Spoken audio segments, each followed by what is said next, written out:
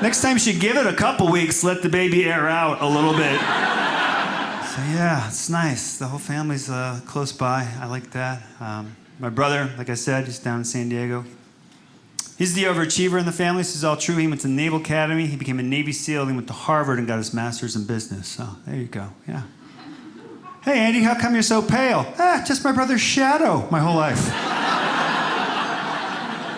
You need some sunscreen? No. SPF Brian. I'm okay.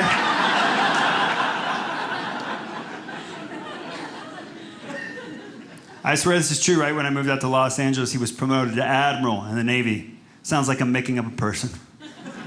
But it's true. And it's a great accomplishment. I'm very proud of him. And but the time was kind of funny because I moved out to Los Angeles for a project that fell through almost like the day after I got there. So I was in a bad place. And I went down for the ceremony, and everyone's there and was like, oh my gosh, your brother's an admiral. That's so amazing. I'm like, yeah, I know. I'm so proud. They're like, we haven't seen you in like 10 years. What have you been up to? Like, well, I just moved out to LA for this thing, but it didn't work out. But, you know, it's fine. I just uprooted my whole life, and it's good. You know, I'm networking, doing the whole Hollywood show bit. I mostly tell jokes in bars for drink tickets. That's my main income right now. It's pretty good. I'm depressed. It's good. Doing all right, yeah, so, but you know, he's only a one-star admiral, right? I mean,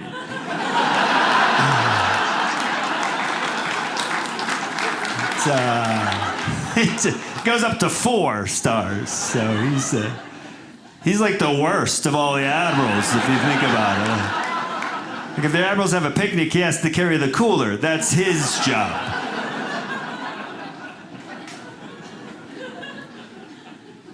Yeah, he had a baby. That was really exciting for everyone in the family. There's 3 boys. We're all a little bit older.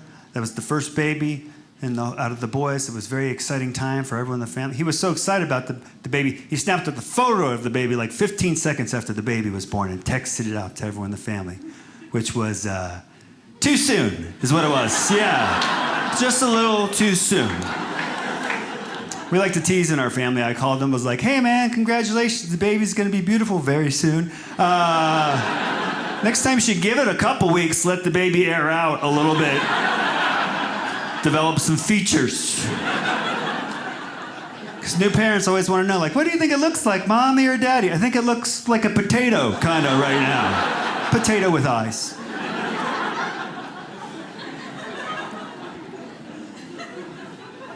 So my brother, yeah. He's funnier than me. That stinks. I did this for a living. It's true. He fixes my jokes and stuff. I'll give you an example. One night we're out, we're having a couple drinks, and I was talking with him. And he doesn't like to talk about his success. He's very modest, so I figured, let me get it out of him right now while he's loosened up. I was like, hey man, just tell me, what's the secret to your success? He looks at me and goes, you just watched a full season of that Kardashian show, didn't you? I was like, yeah. He goes, well, I didn't. It's like, wow, you just put me down, taught me a life lesson, and wrote me a joke all in one move. I like this job, being a comic. I get to travel around, meet great people. I used to have an office job, small office. It was 13 people, 10 women. Yeah, that's right. First day I was like, sweet. 2 weeks later I was like, crap. I'm not picking on these women. They were lovely people. But sometimes little tiny things would get blown way out of proportion.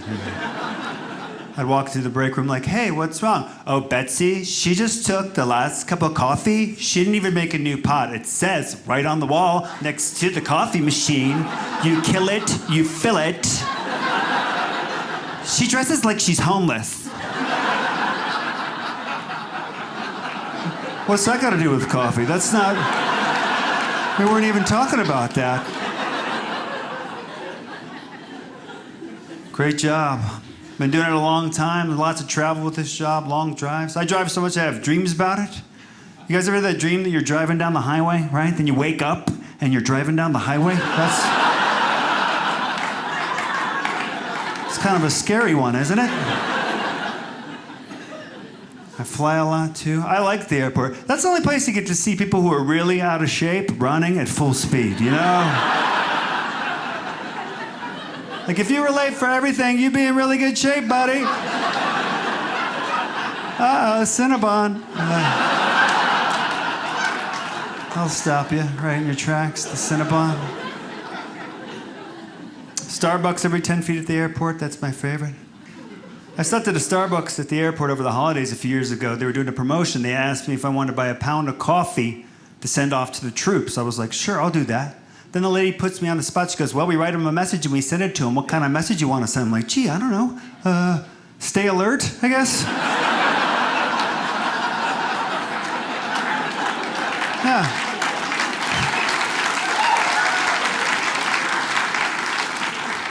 Don't put that kind of pressure on me, lady. I'm getting coffee here. I just get the small cup of coffee. It's the cheapest thing you can buy at the Starbucks. That's how they hook you. It's the gateway drug to all the other stuff they sell there. Buy a small cup of coffee. People are hanging out, typing stuff. There's weird music on. Finally, one day you break down like, hey, could I get one of those frozen things with the whipped cream? Right there, they got you. You're sucked in. I've seen it happen. The people ordering in front of me, they're so far gone down the Starbucks rabbit hole, there's no coming back from that place. So.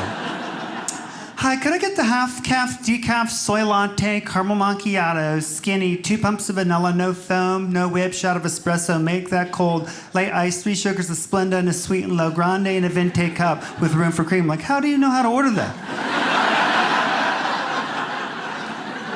That used to be coffee. The person behind the counter is even more amazing. They're like, yeah, I got it. Like, what, you got a chip in your brain or something? Yeah, I drink a lot of coffee. I got to cut back. It gives me anxiety. I have trouble sleeping at night. I'm one of those people, I worry. I lay there in bed. My girlfriend, she's one of those people, she falls right asleep. Good night. 2 seconds later, she's out cold. Selfish is what that is. You know, stay up and worry with me. I got things to work out. I got to replay conversations from like a year ago. I was kind of rude to that guy at the gas station. I don't know how I typed up that email. It was kind of weird. Let me see how I typed up that email. Especially if I have a lot to do, I cannot sleep, right? My buddy said, here's what you got to do. Before you go to bed, write yourself a to-do list. You just get it all off your mind, then you'll sleep better. So right before bed, I tried it. I wrote a to-do list, and I just lay in bed going, I got a lot of stuff to do. I better get up. Have some coffee or something. I tried a guided meditation app. I don't know if anyone's ever tried that. It didn't work for me at all. I mean, it seems like it would work. The guy has a real nice, smooth, easy voice. He's talking to you. He's like, picture yourself. You're floating down the river. There's not a cloud in the sky. Instantly, my anxiety kicks in. I'm like, oh, I'm going to need some sunscreen here. I don't know. How long is this trip? I need snacks. How do I get back to my car? I'm going down the river. How do I get back to my car? They got Uber here?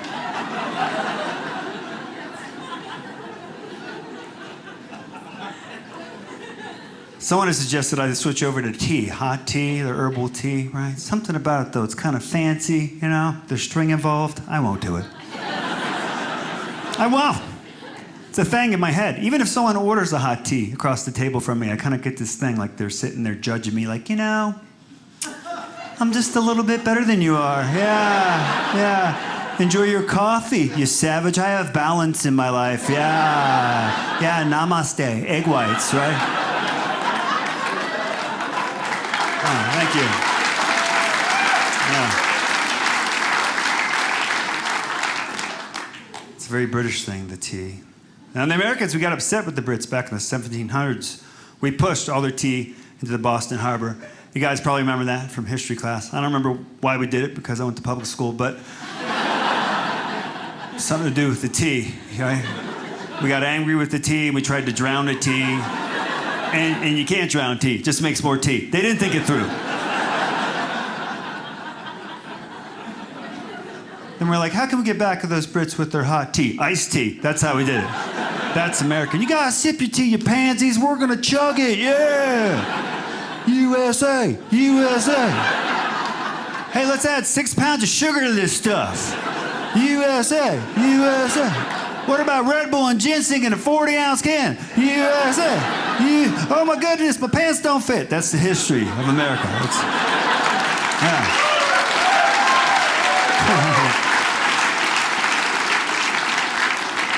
how it all went down. So, yeah. I live out in Los Angeles now. I moved out there a couple years ago. I was in New York for a long time before that. It's an interesting city. It's expensive. I had a roommate up until the age of 42. That's not funny. I'm a grown-up. Guys might have roommates, they call them wives and children. I called mine Keith. Keith is from the South. He's very sarcastic. He used to always correct my grammar. That's not a good combination. I walk into the apartment, he's like, "Hey man, how you doing?" Like I'm doing good. He goes, "Actually, you're not doing good. See, when you say that, it implies you're out in the community doing good for mankind. You should say, well, let's try it again." "How you doing?" "I'm angry." "Yeah. I'm gonna smother you in your sleep, Keith. Stop making smoothies at 6 a.m. We're comics, dude. Come on." He's devout Catholic. He gives the sign of the cross before every meal, but he doesn't do it before snacks. I think that's cheating, okay? Come on, Keith.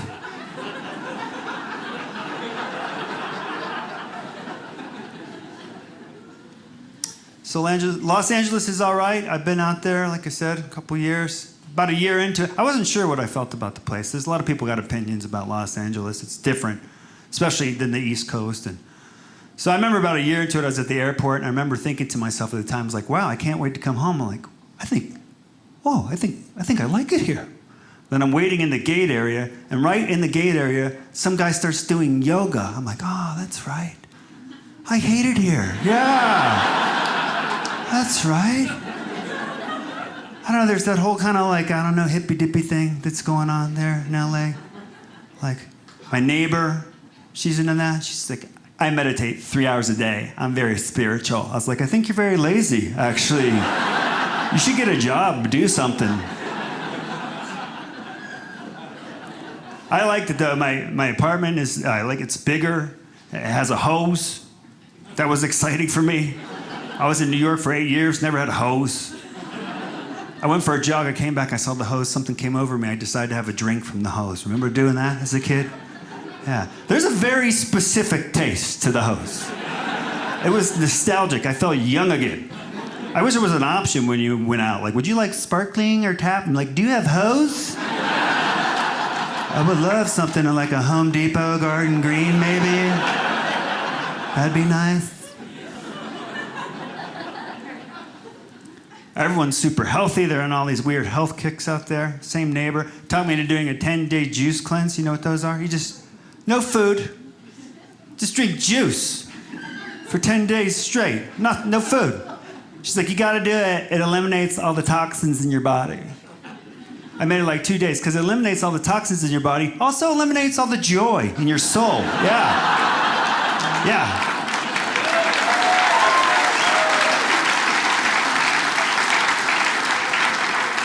Forgot to tell me that part, neighbor. 2 days in, I'm like, I'm sorry. I'm gonna eat your dog. I'm sorry. I smelled him last night, and I want to eat him.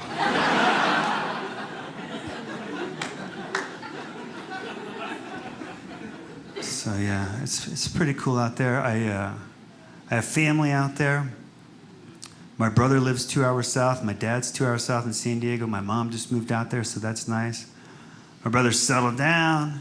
He got married. That was cool. It was a great wedding. Went down there for the wedding. It was real nice. I've been to some crazy weddings. I had a friend who got married. She married a professional hockey player. They spent so much money on this wedding. They gave us live butterflies in cardboard boxes that we held on to during the ceremony. When the couple came out of the church, we're supposed to let the butterflies go because it's supposed to be all like, like, woo, stupid is what it was. It was a Catholic service. It was a long service. It was hot. A couple came out of the church. Were like, hey, congratulations, release the butterflies. Uh-oh.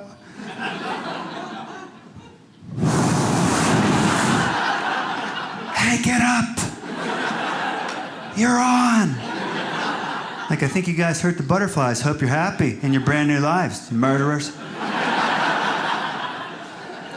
If they were smart and they thought about it, they would have given us caterpillars, and by the time the ceremony was over, fresh new butterflies. I had a friend in my 20s who got married. He got cold feet. He tried to run out of the back door of the church. It was a little crazy. It was like a movie. We stopped him. He's fine. He's happily married now.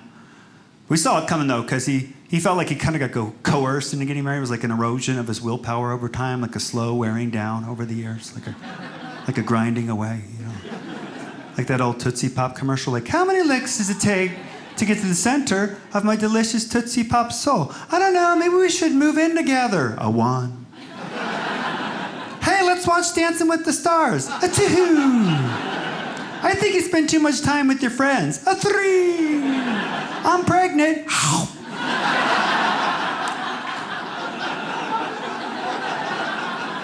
3 licks, Mr. L.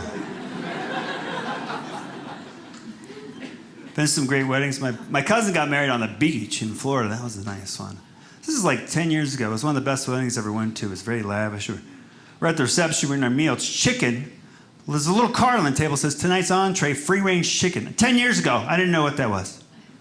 So I asked the waitress, I was like, what does that mean, free-range chicken? She's really into it. She's like, I always see most chicken that grew up squished up in a cage their whole life. This chicken grew up free on the range, so everyone enjoy. I was like, all right, let me see if I can taste the difference here. You know, you're right, this chicken tastes like it used to be happy. Like, what's the difference? This one tastes depressed. I'm sending it back. I don't eat sad chicken. I can't eat the sad chicken. If you're like a vegan or something, you know, I'm just joking. Don't get upset. Some people take that very seriously. Just a joke. I understand the logic behind the free-range chickens. I've seen the documentaries. Just kidding around. I say that because I did that joke. I was in Hartford, Connecticut, and I did that joke, and after the show, because of that joke, this vegan guy wanted to beat me up. But because he's a vegan, he couldn't. Yeah.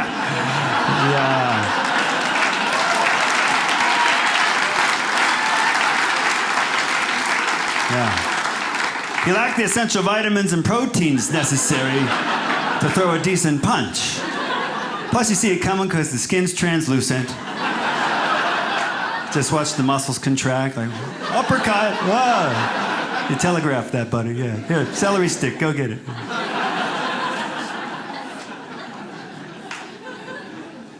Sometimes I feel like God's just playing the claw machine at the arcade, plucking people out at random to have a great life. You know, there's things like, bzz, bzz, bzz. Hey, I got one. Here we go. Let's make this guy look like George Clooney. He's going to be super intelligent, incredible athlete. There you go, buddy. Have a great life. Woo! Then there's the rest of us in there just wiggling around, waiting for something to happen. Sometimes you get brushed by the claw, just nicks you, like, hey, I won $5 with the scratch-off lottery ticket. Okay. A little momentum today. I'm going to buy 5 more scratch-offs. Invest in my future. So, he was a great athlete growing up, of course. First place, MVP, team captain, not me. I was an awkward kid. You know, I like to call myself a creative child. Like I stunk at sports. You know you stink at sports when you have to apologize for your throw before you throw it? That was me. Sorry. It's not going anywhere near you. Start running the other way towards the gutter. I mean, I played sports, but I was the kid that they plopped out in left field because they had to. Give me some playing time. And then the ball will go past me. Everyone's like, Hendrickson. I got a dandelion. Like, what? What's going on? Pulled a lot of balls off that back fence. I just wasn't competitive. Like, I come home from a baseball game. My mom would be like, how was the baseball game? I'm like, well, we lost 10-1, but we got ice cream after. It was a lot of fun, actually. That's how I've been my whole life with work, relationships. I'm not competitive. As long as I have a good time, I don't care if I win. I think when I die, instead of having the tombstone at my gravesite, I just want to have a trophy that says participant, you know. Yeah. Ah, thanks, yeah.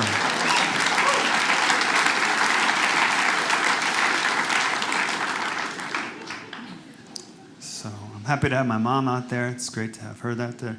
She's, like I said, she's 2 hours south. We like to joke around. We call her MNN, the Mom News Network. She's good. She's like an investigative journalist. She goes out during the day, she gathers all the family news and information, and you call in the evening, and you get the report. It's a great system, works perfect for years. But here's the thing. I have the 2 older brothers. We're all very close with my mom. We talk to her about every other day, but we talk to each other about every 2 weeks. So when we actually do speak to each other, we have nothing to discuss because we already got the reports from my mom. I'll be on the phone with my brother. He'll be like, "Oh, I got a promotion." I'm like, "Yeah, I know. Mom told me. Congrats."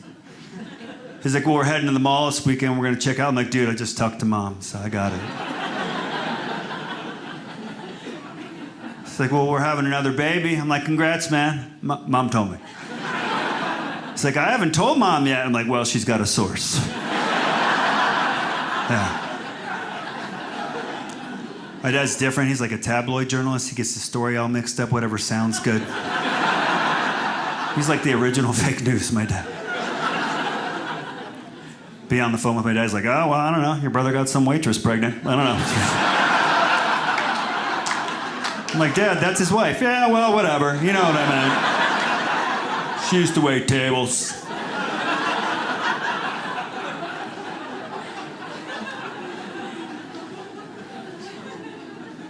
My mom's great. She's like she's the quintessential mom, right? Very doting and sweet. Always has sandwiches on her. I don't know where they come from. Ever since I've known that woman, there's a sandwich in her purse, ready to go. It's like a magic sandwich purse. We could crash land in the desert, be starving for 10 days. My mom would be like, "Oh, I forgot, sandwiches." "Where'd you get this?" "I wished for him, cut the crust off. Mom loves you." It's great to have a mom like that, but sometimes it's embarrassing. She forgets I'm a grown-up. She still thinks of me as a little baby boy, right? Like I was with my mom at the grocery store. She's standing like 40 feet away from me. She yells across me in front of everybody in the grocery store. She goes, "Honey, I want to get some nanners. You want some nanners, sweetie? I can make nanner bread." I'm like, "Mom, be quiet. There's people everywhere." "Yeah, Mom, get the nanners. Get some."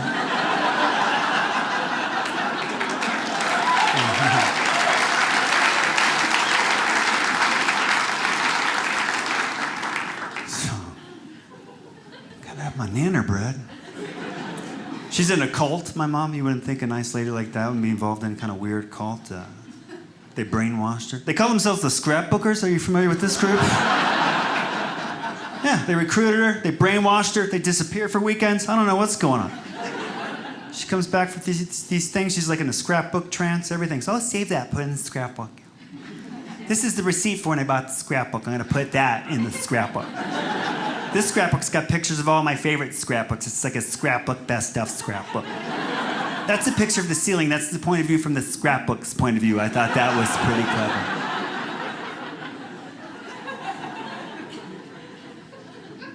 Yeah, she's great. We talk on the phone a lot, but if she calls and I don't pick up, she has bullet points of conversation, things that she really wanted to discuss. She'll have the entire conversation with my voicemail instead. Like really long mom messages that go on forever about nothing. Like, boop. "Hi, honey, it's Mom. I'm just calling to say hello. I'm home on my lunch break. I just took the dogs out for a walk. It's raining outside. It's sprinkling a little bit. It's kind of misty and gray and cloudy. And, you know, I've never been to London before. This is how I picture the weather in London would be. We were supposed to go in the 80s, but your dad had some work things, so we couldn't make it out there. And I was so upset. Hopefully I'll get out there some other time. Anyway, it's nice here. I was watching the weather report. It's going to be in the 70s on Saturday. Might be in the 80s on Sunday. Can you believe that? It's like we just jumped right into summer. I'm going to head up to the Home Depot. I saw some really pretty azaleas up there. They got some pinks and some whites, and I'll get out there in the garden and get a little sun on my face. Oh, you know, Diet Pepsi's on sale in the window at the grocery store. I'm going to stop by the grocery store and pick up some Diet Pepsi while it's cheap, because I remember last time you were home, could have been your brother, but someone drank an awful lot of Diet Pepsi, so we'll have that for your visit, and I can't wait to see you. That's the first time we've all been home together in 2 years. I looked it up in the scrapbook. We're going to make those cookies. Do you remember those cookies we made last Easter? Boop. Boop. Hi, it's me. The stupid machine cut me off again. Sure, yeah, I'll take it. Why not? It's my mom. She'll be proud.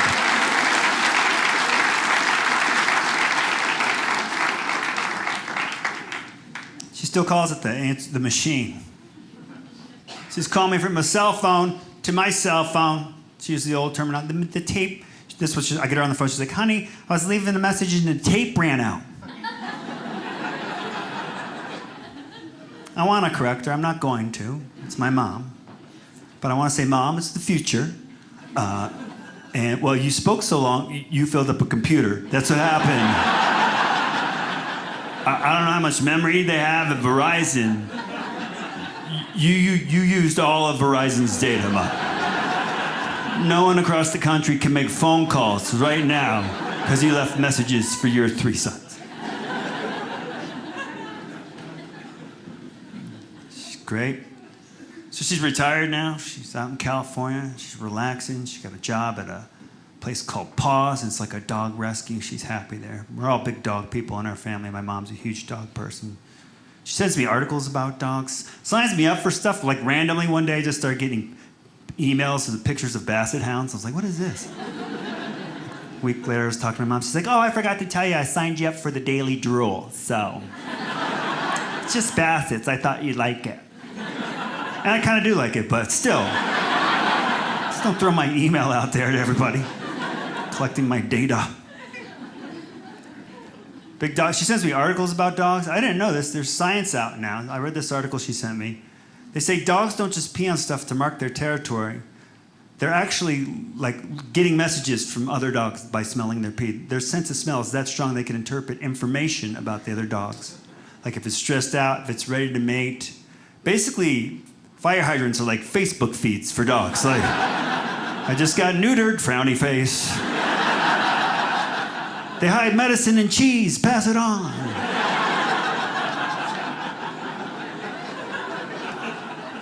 Some dog people I can tell in here. The dog people always laugh at that. Where are the dog people out here? Yeah, a lot of you. That's good, yeah.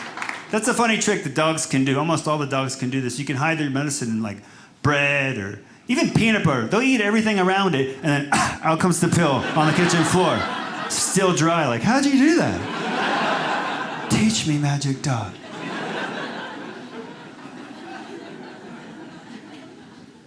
So what else? I'm trying to get in shape.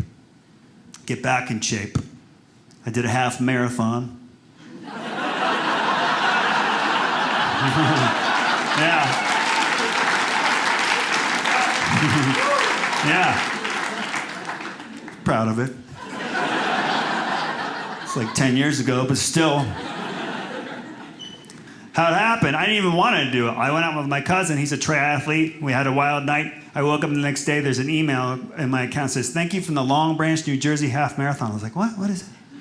I thought it was junk mail. But apparently at some point during the night, I signed up to run 13.1 miles in a row on the same day. And I paid $100 to do it. It's a bad night out. I couldn't get out of it. That side of my family would never let me off the hook, so I decided I was going to have to train, get the running shoes. I went to these running stores. They're high tech. They put you on a treadmill. They put a camera on you. They feed data into a computer. Then they recommend a shoe based on how you run. And I found out that I run very expensively. Yeah. They want me to pay $180 for a pair of running shoes. Like, whoa, man, that's kind of steep. He goes, yeah, well, all the marathoners use them, so. I was like, well, so give me some for $90. I'm doing half. Yeah.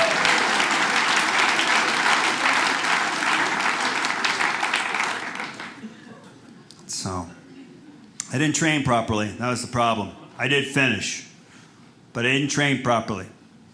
The most I did before I had to do the 13 was 4. It was a horrible, awful day. I thought I was going to die. I hallucinated. I saw stuff that wasn't there. But I finished. And then for like 2 years after the race, the company that produced the race, they would send me an email with a photo of me crossing the finish line. Once a week, reminding me of the worst day of my life. You want a picture? You want a print of this? Put it on. No, that's the worst I've ever looked. And there's a 72-year-old woman beating me. Yeah. Keep it. What else I just got? I got Lasik surgery recently. That was an adventure. Has anyone had Lasik surgery out there? I see yeah, a few of you. I see a lot of glasses. I was nervous about the Lasik surgery, you know? Because it's your eyeballs, and I did with the Groupon. I don't know if that's the best place to get a guy to shoot lasers into your face.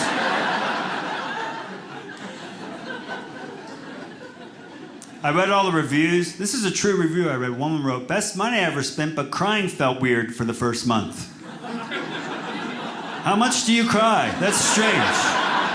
Should have spent your LASIK money on some therapy or counseling or something. You need help.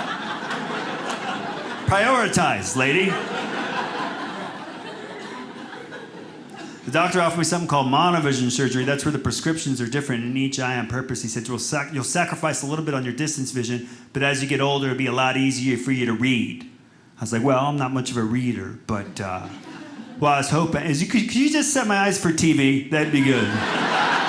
Yeah. And phone. TV and phone. And TV and phone and computer, I guess. TV and phone. I'm not paying extra for book, is what I'm saying, okay?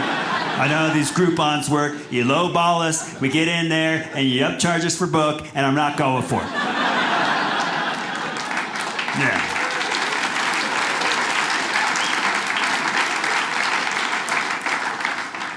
I'm a slow reader. I admit that. I'm not the slowest reader. I know this for a fact because I borrowed a book from somebody. Whoever had it before me had dog-eared it, bookmarked their place on page 2. Let that sink in. That means somebody somewhere got one page into that book, was like, you know what? I am wiped out. Let me put this thing down. Hold on a second. I might not remember where I left off. I better mark the backside of 1. I don't have to read 1 all over again. Can't take another week off of work. I got things to do.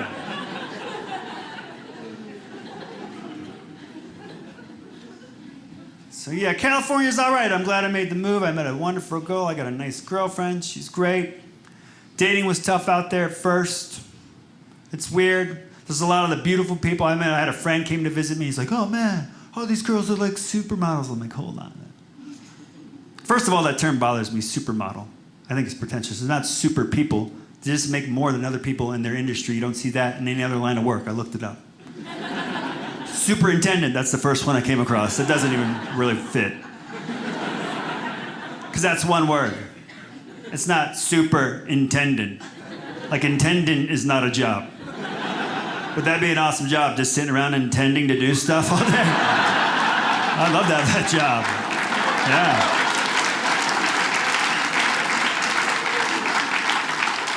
You gonna put that report on my desk? Well, yes, sir, I intend to. Yeah. I super intend to.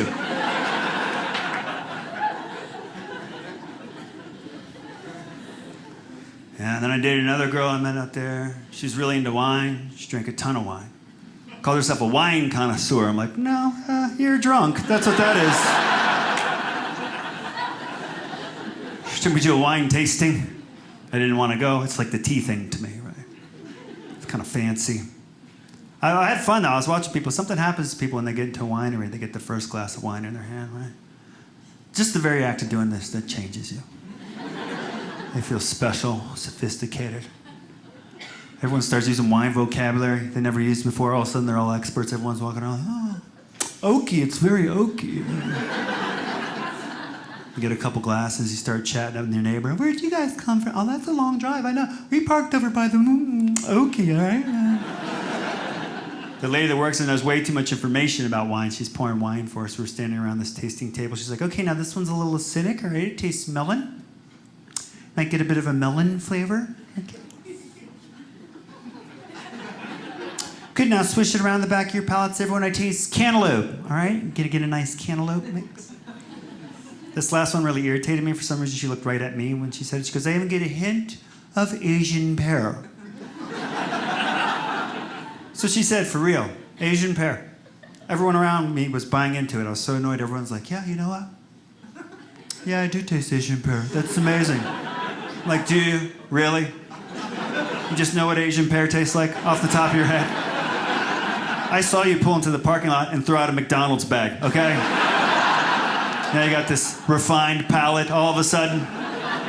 And you, wine lady, you're trying to convince everyone, Asian pear, your palate's that good, you can discern the type of fruit, the continent that it came from. Tastes like you're drunk. That's what it tastes like to me. It's made from grapes. We did a tour of the vineyard for like an hour. Guess what was out there? Oh, only grapes. Didn't see a pear tree or an Asian person. Anyway. Yeah.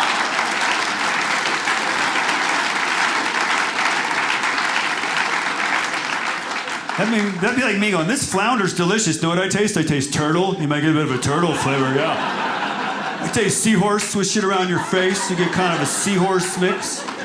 I even get a hint of Arctic penguin. I just wanted to one-up this lady so badly in front of everyone. I had this fantasy in my head where I just called her out in front of everyone. Like, you know what, lady? You're exactly right, but here's what happened. Let me see here. Okay, yeah. A ladybug landed on one of the grapes. Yeah. Yeah. No, I can taste it. I said I can taste it. And earlier that day, that ladybug had been eating Asian pear. And that's where you got it. So I'm really glad I got my girlfriend now. She's great. I did the dating website thing. I was on Match.com for 30 days, and then the free trial ran out. And on Match.com, if you match somebody on a personality trait, you get a green dot, then they get a green dot. That way you know if you see a lot of green dots, you have a lot in common, and maybe you should reach out to the person. So one night, it was very late. I had all these windows open on my computer. I glanced at this one window. It's got 100% green dots, which I'd never seen in all my searches. I was like, oh my goodness, this is it. 100% green dots. This is my soulmate. This is the person that's going to change my life. I got excited. I highlight the window. I scroll up to see the profile picture, and the profile picture was me. Everybody, hooray!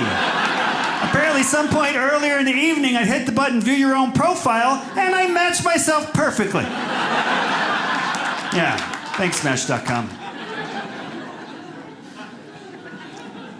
So, I'm better off with a girlfriend. I stunk at being single. I got a smart mouth that would get me in trouble.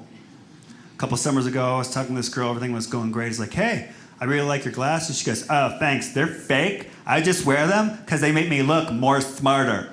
I couldn't help myself. I was like, I think you need a stronger prescription. She goes, I don't get it. I'm like, I know. You guys have been so much fun. Thank you so much. I really appreciate it. Thank you.